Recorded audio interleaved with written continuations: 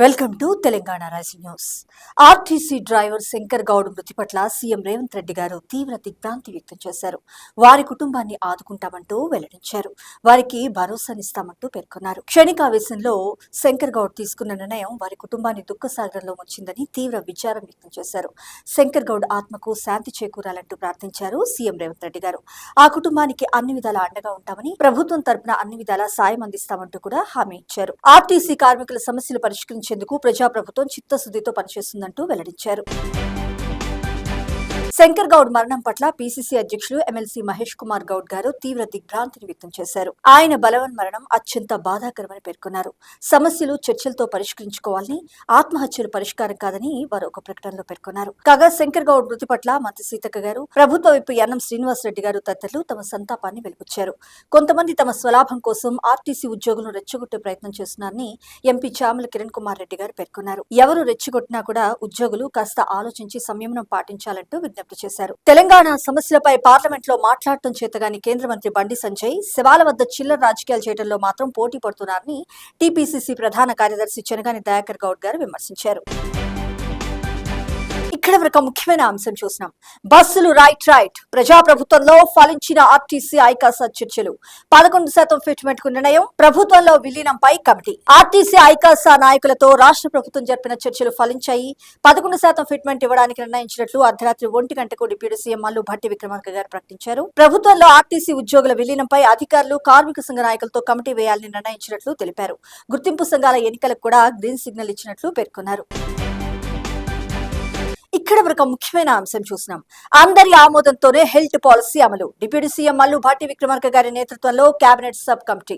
May first week నుంచి సవరించిన భూముల మార్కెట్ విలువ, అన్ని శాఖల పరిధిలోనూ భూముల వివరాలు సేకరించాలని ఆదేశం. హెల్త్ పాలసీని ఆహ్వానిస్తున్నామన్న ఇండస్ట్రియల్ ఎస్టేట్ ప్రతినిధులు. చైనా తరహాలో పారిశ్రామిక పార్కులు పెట్టాలని విజ్ఞప్తి. ఇటు హైదరాబాద్ సిటీతో పాటు రాష్ట్ర ప్రజా ప్రయోజనాలను దృష్టిలో పెట్టుకుని ప్రజాప్రభుత్వం హైదరాబాద్ ఇండస్ట్రియల్ ల్యాండ్స్ ట్రాన్స్ఫర్మేషన్ పాలసీని తీసుకొచ్చిందని, ఈ పాలసీని ప్రజాస్వామ్య పద్ధతిలో అమలు చేయడమే ప్రభుత్వ లక్ష్యమంటూ డిప్యూటీ సీఎం మల్లు భట్టి విక్రమార్క గారు స్పష్టం చేశారు. ఇక్కడ వరకు ముఖ్యమైన అంశం చూసినాం. ఈ యాసంగి సీజన్ లో వడ్ల కొనుగోళ్లను స్పీడప్ చేయాలని సివిల్ సప్లైస్ శాఖ మంత్రి ఉత్తమ్ కుమార్ రెడ్డి గారు ఆదేశించారు. రాష్ట్రంలో ఈ యాసంగి సీజన్ కు గాను సుమారు 90 లక్షల టన్నుల ధాన్యం కొనుగోలుకు ప్రజాప్రభుత్వం సిద్ధంగా ఉందంటూ పేర్కొన్నారు. ఈ సందర్భంగా మంత్రి గారు మాట్లాడుతూ రాష్ట్ర వ్యాప్తంగా 8,500 కొనుగోలు కేంద్రాలను ఏర్పాటు చేయాలని ప్రజాప్రభుత్వం నిర్ణయించగా ఇప్పటికే 5,000 కేంద్రాలు ప్రారంభమైనట్లు వెల్లడించారు. ప్రస్తుతం 20 జిల్లాల్లో ధాన్యం కొనుగోళ్లు సాగుతున్నాయని, సాగు ఆలస్యంతో మరొక 13 జిల్లాల్లో కొనుగోళ్లు ప్రారంభం కాలేదన్నారు. మరికొన్ని రోజుల్లో పెద్ద ఎత్తున ధాన్యం కొనుగోలు కేంద్రాలకు చేరే అవకాశం ఉన్నందున అవసరమైన ఏర్పాట్లు చేయాలంటూ ఆదేశించారు. ఇప్పటి వరకు 4.8 లక్షల టన్నుల వడ్లు కొనుగోలు చేసినట్లు వెల్లడించారు మంత్రి ఉత్తమ్ కుమార్ రెడ్డి గారు. ఇక్కడ వరకు ముఖ్యమైన అంశం చూసినాం. ఔషధ ఆరోగ్య రంగంలో అగ్రగామిగా మన తెలంగాణ నిలిచిందంటూ మంత్రి దామోదర్ రాజనరసింహ గారు ఎక్స్పో 2026 లో వెల్లడించారు. ప్రపంచానికి నాణ్యమైన మందులు, వ్యాక్సిన్లను సైతం మన తెలంగాణ అందిస్తుందని వైద్య ఆరోగ్య శాఖ మంత్రి దామోదర్ రాజనరసింహ గారు పేర్కొన్నారు.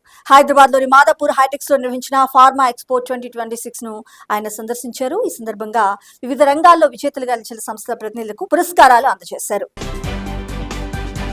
ఇక్కడ వరకు ముఖ్యమైన అంశం చూసినాం. కేంద్రం మద్దతు ధర ప్రకటించి పంటలను కొనే బాధ్యతను రాష్ట్రాలపై వేస్తుందని, దీంతో రాష్ట్రంపై అధిక భారం పడుతుందని వ్యవసాయ శాఖ మంత్రి తుమ్మల నాగేశ్వరరావు గారు ఆవేదన వ్యక్తం చేశారు. మద్దతు ధర ప్రకటించిన ప్రతి పంటను కేంద్రమే కొనుగోలు చేయాలని వారు డిమాండ్ చేశారు. సచివాలయంలో రైతు కమిషన్ తో కలిసి వచ్చే ఖరీఫ్ సీజన్ కోసం అందుబాటులో ఉంచాల్సిన వరి రకాల ఎంపిక, విత్తనాల లభ్యత, సాగు ప్రణాళికపై వ్యవసాయ శాఖ యూనివర్సిటీ శాస్త్రవేత్తలు, వ్యవసాయ శాఖ అధికారులతో వారు సమీక్ష నిర్వహించారు.